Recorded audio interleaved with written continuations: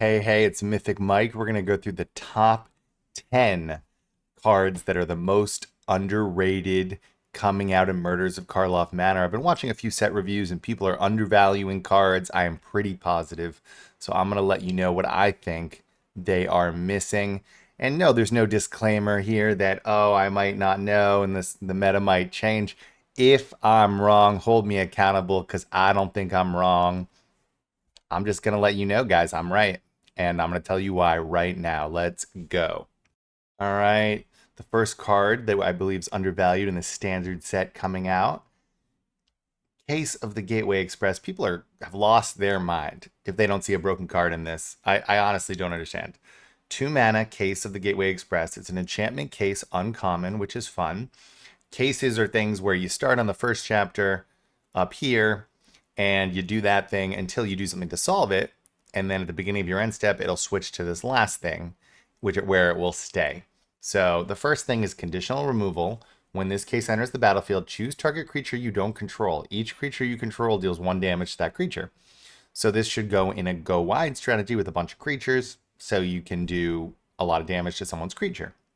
To solve it, 3 or more creatures attack this turn. Yeah, it's in a go wide deck. This is easy to do, right? So just hold this till turn 4 when you can actually kill something big, like a 3/3 or a 4/4, and then attack in with your 3 or 4 creatures and solve it. And then at the beginning of next turn, this Anthem, creatures you control get +1/+0, which is nice. Guys, we can also do this on a flying deck, right? Okay. So how are they going to block the flyers that get +1/+0? But we don't even need to do that. Any go wide is going to be sick with this. So look, I hear a lot of people saying like, oh, it's conditional removal, like who knows, and like you can't solve this chapter right away. Yeah, don't play it on turn 2. I mean, you can if you really want, but you don't have to. This is just a nasty card on turn 4 that only for 2 mana kills something fairly large and then should immediately flip into creatures get +1/+0. So all you got to do, guys, is put a bunch of small aggro creatures in this deck and put Imidane's Recruiter. Gives creatures +1/+0 when they attack and has haste, and you're gonna do some work. I mean, it's +2/+0 now. We're just getting crazy. Add Warden of the Inner Sky, right? Which is a go wide strategy, anyways. That benefits from having lots of creatures, and you're just going off in this kind of Convoke deck. It's gonna fit perfectly there. Sanguine Evangelist makes 2 bodies, including a flyer, and it will make a flyer when it dies, and it has an Anthem effect as well. +1/+0. So now everything's getting +2/+0. This is a very easy card to break, guys. So look, we're gonna do it early on, and I think people are gonna catch on that this card's broken. Yeah, we're gonna show them at the very least. All right, let's keep it going, guys. No one's talking about this card, or at least I haven't seen it. This is a busted card. Felonious Rage, 1 mana, instant speed, common. Target creature gets +2/+0 and gains haste until end of turn. When this creature dies this turn, create a 2/2 white and blue detective creature token. I don't care about detectives because that's mostly limited. I play standard best of 1. But this is insane. We can break cards with this. It's very easy to do. Okay, let's put this on Cacophony Scamp. Let's see how this works. First of all, we can just play a turn 2. We can play both. So we could play this, and we could play this on top of it just for 2 mana in a red deck. This is a 3/1 haste swinging in. If they don't block it, it does 3 damage to their face. We use its ability to sacrifice it to deal 3 more damage to their face or a creature. And we leave behind a 2/2. This effectively did 6 damage to 2 different targets, 3 damage to 2 different targets, and left behind a 2/2. A 1 mana 2/2 is fine, but it did all that other stuff because Cacophony couldn't even have swung in that turn. All right, let's think of other ways. Rotisserie Elemental, a fun card that's in standard that no one plays that is interesting. Menace, so they're going to have a harder time blocking it. Whenever this deals combat damage to a player, put a skewer counter on it, then you may sacrifice it. Similarly, how you can sacrifice Cacophony Scamp to force the sacrifice. If you do, exile the top X cards of your library, where X is the amount of skewers. So the first time you can just get 1 card, the second time you get 2 cards, and then you can play those cards this turn, multiple cards this turn. So look, even on the first turn, or let's say second turn, you're swinging in with this. You get to look at 2 cards and play it. All you did was pay 1 for this. This swings in as a 3/1 menace and leaves behind a 2/2, and you get to look at 2 cards. I mean, that sounds like the beginning of something. I think we can relook at cards like this because of how cool this synergy is. Not to mention, we just look, even if on turn 3, playing this into a card that gives it +2/+0 to give it double strike and haste is good enough. They don't even have to kill it. So yeah, people are saying, I've heard, oh, it's not Monstrous Rage. It's not Monstrous Rage. Take out Play with Fire, dude. That card's not very good. And put in 4 of these and play it with Monstrous Rage. Let's go, baby. We're going to break it. People are missing this card. And, you know, they'll learn. They will learn. All right, guys. This might even be the most underrated card. We're not necessarily going in order here. But we got some amazing bangers coming up soon. Don't worry. But I just had to get this one out early. It's been bugging me. Insidious Roots is broken. Guys, this is an amazing card. I think people like are missing mechanics. I really do. It's breaking my heart, but whatever. Insidious Roots for 2, a black and a green, enchantment, uncommon. Creature tokens you control have, tap them, add 1 mana of any color. That's already good. This is a 2 mana enchantment. Whenever 1 or more creature cards leave your graveyard, create a 0/1 green plant creature token. Then put a +1/+1 counter on each plant you control. So the first time something leaves your graveyard, we make a 0/1 plant and then put a +1/+1 counter on each plant. So it's a 1/2. The second time we've got a 2/3 and a 1/2 plant, right? And then it keeps going up like that.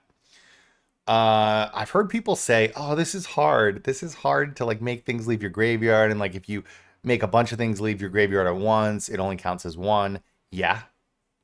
Did we forget Unearth exists, guys? Like, I'll give you the simplest way to break it. Ashnod's Harvester. 2 mana, artifact creature, uncommon. This card's in standard. It's an awesome card. A 3/1 swinging in with Unearth is already pretty good. And when it attacks, exile target card from a graveyard. So if we just attack with it normally, we make a 0/1 plant and then add a counter to all our plants. But realistically, we're just milling things. Let's say we're milling things or this gets in our graveyard because it dies. You unearth it for 2. Unearth counts as it leaving your graveyard. So we swing in from our graveyard. If we milled it, we didn't even have to play it. It leaves our graveyard. It makes a plant, right? And puts a +1/+1 counter on all our plants. Then we attack because the thing has haste when you unearth it. And then whenever it attacks, you exile a card from a graveyard. So we exile another card from a graveyard. So we get 2 triggers. So now we have 2 plants, put 2 rounds of counters on them. And this is swinging in as a 3/1, and it could have been played from our graveyard. Easy peasy. It's 2 mana, guys. This is not a hard thing to do. I mean, guys, come on. Willowgeist is another fun card that goes with this because also when things leave your graveyard, this gets +1/+1, and this is still in standard, so very nice. There's things like Lion's Sash. I might not play it as much because I like 2-colored decks. This you would have to add in white, but you know, you can pay 1 and then exile a card from your graveyard and put a +1/+1 counter on this. I mean, we're gonna keep going, guys. There teachings of, is it Kieran? Yeah, this one. First of all, we're making a token that we can get mana on, and then at the last chapter, it makes this thing that exile cards from the graveyard. I mean, there's a million cards like this. I make Willowgeist decks in standard that are good right now from things leaving your graveyard. Not to mention collect evidence and stuff, although that'll be more limited. But yeah, this is going to be broken. Just the simple idea of like playing cards out with Unearth that die, or milling your Unearth cards, and then just bringing a bunch of Unearth cards back from your graveyard that are cheap, and triggering this a bunch, sounds great. Not to mention if we add in some things like Teachings of Kieran's for the extra mana from the tokens. Yeah, guys, this is a good card, and people will see it. Guys, why is this not on every good card list for Murders of Karlov Manor? This is a busted card. Uncommon, by the way. 2 mana. It is, you know, 1 blue and 1 red, so you do have to play those colors. But artifact, creature, Drake. Flying. When it enters the battlefield, investigate. It makes an artifact clue. You can draw cards off it, but who needs that? It's an artifact. Whenever you sacrifice an artifact, put a +1/+1 counter on it. Guys, this is insane. This is insane. First of all, a 1/1 that makes an artifact flying is fine. That's an artifact itself. This is two artifacts from one card. There's a bunch of ways to, make that busted already. But also, like, we're going to put things like Zoetic Glyph on the Investigate token, right? Turn it into a 5/4. I mean, this is just nasty. We're going to do things like Dowsing Device. If you've been watching my channel, we use this card a lot. This will make this a 3/1 haste when it enters. Okay. Okay. Enthusiastic Mechanaut's already in these colors and has not seen a lot of play, but it's an uncommon that's still in standard. Flying 2/2. Artifact spells you cast cost one less. So we're going to have a crazy deck. We can even make a budget with those two cards and a bunch of artifact synergies. God, it's just so good. Also, I mean, look, there's a bunch of ways in the new set to sacrifice artifacts, obviously. But like Sokinson Smelter, we throw that in here and we start sacrificing our artifacts. And then when we to make 3/1s, and then this will start growing every time we do that. By the way, the 3/1 that comes back is also an artifact. Guys, this is gonna be nice. I'm gonna let you know. So maybe we'll be the first ones to make this deck. This will probably be one of my first decks because it looks so much fun. Broken and super looking forward to it. All right, the next underrated card I haven't really heard talked about, maybe because Lifelink is always viewed as like a Timmy strategy, but it's gotten pretty good in the last set, and it's going to get even better with this card. 1 mana, Case of the Uneaten Feast, enchantment case. It is rare. Whenever a creature enters the battlefield under your control, you gain 1 life. So look, we have creatures that do this, but this thing can't be killed as easily, right? Then to solve, you've gained 5 or more life this turn. Well, I have a sick mono white life gain deck, and we're not just doing these like gain 1 life, gain 2 life, gain 3 life things. We're trying to gain 5 life because that's what Resplendent Angel needs too, by the way. A 3/3, and when you gain 5 life in your turn, you make a 4/4. So there's a bunch of easy ways to gain 5 life, guys. It's shown in that deck. But then when you do gain 5 life, sacrifice this case. Creature cards in your graveyard you may cast this card from the graveyard until end turn. You can cast multiple cards from your graveyard that turn. And it didn't cost mana to do this, so you can play 3 cards back. Late game, this is insane. Now, how are we going to gain 5 life? The way we do it is this card, which is a nasty card that no one plays, but it's in standard. Just play it, trust me. Play it with Resplendent Angel in the case. Resplendent Angel, case, Blessed Defiance, you're going to win. +2/+0 and lifelink until on a turn and at instant speed. And when this creature dies, make a 1/1 spirit flying token that can block. You put this on a 3/3, you gain 5 life. Easy peasy. And if they kill it, you get a 1/1 out of it. Amazing value. Not to mention Kayla's Command, another card that makes this very easy. You choose 2, you can make like a 2/2, put a +1/+1 counter on a creature and it gains double strike, get a plains, or gain 2 life and scry 2. So you can do 2 of these. The easiest way to do it is you have like a lifelink creature, like the 3/1 lifelink, right? That can buff things. And you do the second chapter on it, and now it's a 4/1 double strike lifelink. You gain 5 life. Easy. And this also, you can make a creature as well. So those are some of the easiest ways to do it, to solve it. It's going to be sick, guys. It's going to be sick. We're going to add it right in there, and it's going to make that deck really pop. All right, next underrated card, Case of the Filched Falcon. 1 blue mana. When it enters, you investigate, make a clue artifact. You can draw a card off it. We're not really interested in that. To solve, you control 3 or more artifacts. This is going to be an artifact deck. Yes. Then solved. 3 mana, you sacrifice the case, but you can do this whenever you want, as long as it's solved. And then put 4 +1/+1 counters on target non-creature artifact, which you can put it on the clue that we initially made. It becomes a 0/0 bird creature with flying. So a 3 mana 4/4. So yeah, we're going to put this in artifact decks with some of the cards I've shown earlier to turn non-creature artifacts into creatures. Things like Dowsing Device, like I said, will buff this +1/+0. Zoetic Glyph, right? Turn it into a 5/4. The weird thing is if we've already turned the creature into something, you can't turn it into again, so you need another artifact. But again, we'll just do things where we have like the map tokens and a bunch of little small artifacts. So I think this will fit right in. It is an uncommon, and I think it's going to be very powerful. I mean, we already have a mono blue budget deck that does very well. And I think this will slot right in. It could also go in a blue-black deck. I think it'll actually make waves in standard outside of budget as well. And yeah, I'm super excited for it. I think people are missing it. I saw someone make a list of like the top 4 uncommons of each color and commons, and this wasn't on their list. Broke my heart. It should have been. Should have been number 1 for blue. Let's go. So this is a weird choice for an undervalued deck because a lot of people are calling it great. I've even heard someone call it the best card, but there's a lot of naysayers. So look, I think it's more than great. I think it's broken, and I think it's broken. I think there's a chance this thing gets banned. I really do. This is a 3 mana Case of the Crimson Pulse. When this case enters the battlefield, discard a card, then draw 2 cards. So you're card neutral there. Also, remember there's descend triggers, so it's interesting if maybe a descend deck will arise. But then to solve, you have no cards in your hand. That's pretty easy to do. I mean, I guess it's a little hard on the first turn because you gained a card. But look, we're going to play this in an aggro shell probably with a lot of 1 and 2 drops. And we're just going to use this to refill because then once it's solved, I mean, it's not that hard to get to 0 cards, guys. We're playing magic cards. At the beginning of your upkeep, discard your hand, then draw 2 cards. I think that means you get 3 cards, right? Beginning of your upkeep.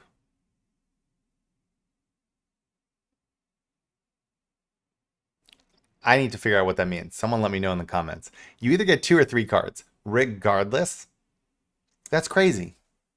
Every turn. We're just going to play out our hand, play out our hand. I mean, I guess if you get 2 lands, you can't play them out. That'd be a bummer. But we're going to play this in like a 19 land or 20 land deck with small creatures. I already know what I'm going to do with this deck. We're going to put it in an artifact theme thing with dowsing, which then flips to a... We're going to break this card. But the point is, this much card draw very easily when the first chapter is card neutral, and then you're just getting a bunch of cards every turn for free is insane.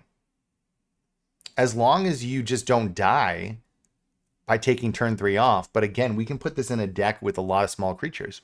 And like, how many board wipes do they need to do for us not to win?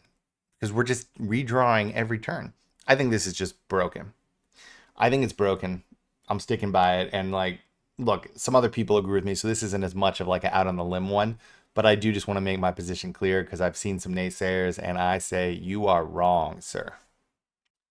All right, I definitely have a controversial one here, but I am confident that we're going to break Frantic Scapegoat. Obviously, no one's talking about it.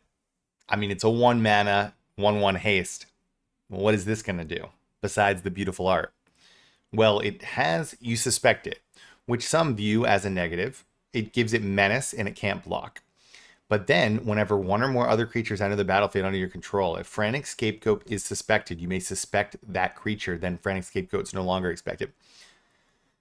Guys, it's going to be broken. So, already mono red has great evasion with Godric going through the air, with your ability to do Monstrous Rage to get through at instant speed. There's already a bunch of things, and I already showed you the other red card that's going to give it +2/+0 in haste to make it 2/2, which will be very nice. This one's very nice because it has menace, so we can put the combat tricks on it, and they can't block, and also it'll just ping for damage. I mean, I think this is just a better Chick. I think you take out Chick and you add this. That's the plan. And the reason, also this uncommon, which is nice. The reason being its second ability, where you can give menace to another creature. So imagine on turn 3 you play Godric, but you don't have enough to turn into a 4/4. You give Godric menace. It swings in, they can't really block, or it's harder for them to block. And then you can, first of all, attack with this if you want, or leave this back, and now this can block to help you survive. That's just one example. But now Godric has menace. Sure, it can't block, but you're mono red, you're probably trying to swing in with Godric. The next turn, you play 2 permanents, you buff it to like a Godric to like a 5/5 flying, right? Do they have 2 flyers to block it? Because maybe they had 1. This can lead to crazy play patterns, right? I mean, give Picnic Ruiner menace. We can put this in spells with death touch things and give them like A 1/1 haste that has menace that you can lose it so then it can block, and you can give anything menace that comes into play, including haste creatures, is broken. Samut, um, I mean, maybe we're doing this. Samut, where are you? So, first strike, vigilance, haste. Whenever a creature you control deals combat damage to a player, if that player entered the battlefield this turn, draw a card. So I have a all haste creatures deck already, but like this will get in because it's a 1/1 menace to draw cards. But also on the turn we play this, often they'll just block it to try to avoid drawing a card off it. But if we give it menace, that makes it way harder, right? Because this does have first strike. So if they block with like a small creature, we'll just kill it. Like even that line of play is crazy. Yeah, guys, trust me. You're going to be mad at this card if you're not an aggro player, because I think it's going to lead to some crazy decision making where you leave behind one blocker and you're like, all right, or you've got one big creature with lifelink and they just give their big threat menace. That's insane. All right, let's keep it going. All right, the next underrated card that I haven't heard a lot about is Sharp-Eyed Rookie. 2 mana, creature, human, detective. I don't care about detectives. I'm playing standard, not limited. But it's rare. Vigilance. Whenever a creature enters the battlefield under your control, if the power is greater than Sharp-Eyed Rookie's power or the toughness is greater, put a +1/+1 counter on it and investigate. Investigates make a clue artifact, right? Guys, if you do it once, if you play one bigger creature, this is a 3/3 vigilance for 2 that made an artifact. That's good. That if the card just said that, that is amazing.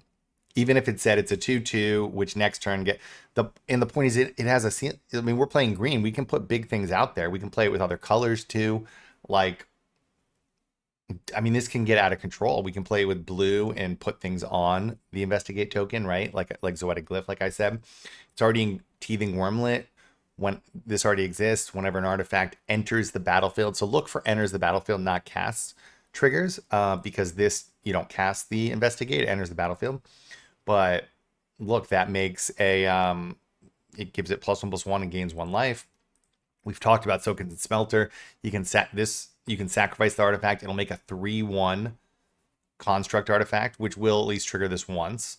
Dowsing Device is interesting. And obviously you just pair this with some big creatures. Like I said, in order for this to be amazing, all it needs to do is trigger once. 2 mana, 3/3 vigilance that makes an artifact is broken. And everything past then's upside. So yeah, I think this card is broken. Now, is mono green good enough? I don't know. But we can mix it, right? We can mix this with other things and really go off. I mean, green, white, green, blue are probably the best. I mean, green, red, they're all good, guys. We have so many cards in standard right now. There's ways to make this pop. Trust me, it is a nice card. All right, and what probably is the actual most underrated card is Breakout. It is so underrated that when I did my set review recently of the bangers, I didn't even include it, but I have since reevaluated hard. Breakout is a sorcery, uncommon, for 2 mana, 1 red and 1 green. People are saying this is a work collective company. It doesn't do anything. You can whiff, blah, blah, blah. It's a big nothing. It is not, guys. It's broken, and I'm going to show you why. So this says, look at the top 6 cards of your library. You may reveal a creature card from among them. If the card is mana value 2 or less, you may put it onto the battlefield, and it gains haste until end of turn. That's the key part. If you didn't put a revealed card in the battlefield this way, put it into your hand, put the rest in the bottom of your library. People are saying, for its sorcery, it doesn't do anything. It doesn't trade up in value. You'll just hit like a 3-drop. Sometimes you have to put it in your hand. No, you put this in a deck with a lot of small things, mostly 2-drops. 6 cards a lot, so you can actually hit your 2-drop. Number 1, people are saying like, oh, maybe like some combo where you need 2 1 and 2 drops. Fine. That's not how I'm using it. That's not the best way. This lets you play a 2-drop, and you're almost certainly going to hit it if you're playing like all 2-drops with some 1-drops, which is how I'm going to play this. And give it haste. So you pay the same mana value, but you get card selection and haste. So don't think of this as a spell. Think of this as like some weird ability where it's like, hey, this creature that usually doesn't have haste now has haste and I'm paying 2 mana for it. Oh, and by the way, I get to pick which of these I want to use. Like, it's hard to describe, but the point is this is not a find spell. This is a buffing the top 6 cards in my library spell and then actually letting me play whatever. I mean, imagine this. We got Belligerent Yearling on the top, 3/2 trample. Imagine that has haste now. We have 4 of these. We can regularly get it with haste when we need it. 3/2 trample swinging in for 2 mana. I mean, my God, how much better would Kenra Spell Spear be if this had haste, right? And also, if we could decide to bring it in when it matters, and then we don't pick it when it doesn't. I mean, Cankerbloom, 3/2, swinging in with haste, all these abilities.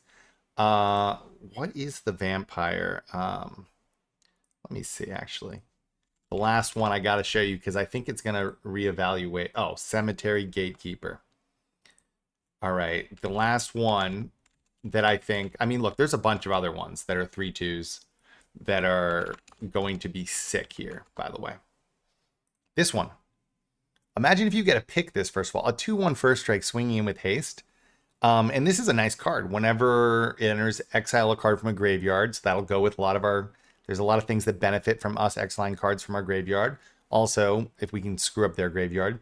But then whenever a player plays the type of card that we exiled, it deals 2 damage to that player. So us or them, but we can obviously like pick instant, and we don't have any instants, and they're playing a blue deck, and now every time they cast an instant until they kill this, they do 2 damage.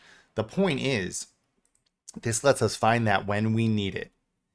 And we can, all the other ones go on the bottom of our library, so we're kind of getting rid of them to some extent, and giving it haste. So you're losing nothing from this. You're just gaining a ton. It's buffing your top 6 cards and giving you card selection and haste. It's broken. It is what it is. It's going to make Gruul go to the next level. And look, you heard it here first, guys. So let's get into the games. We're going to make some sick decks. Check out one of these 2 videos. Remember, I make a deck a day and multiple budget decks a week. We are popping off with the most unique synergies. Remember to like and subscribe. I really appreciate the support. Hope you have a good rest of your day or night. Thanks, guys.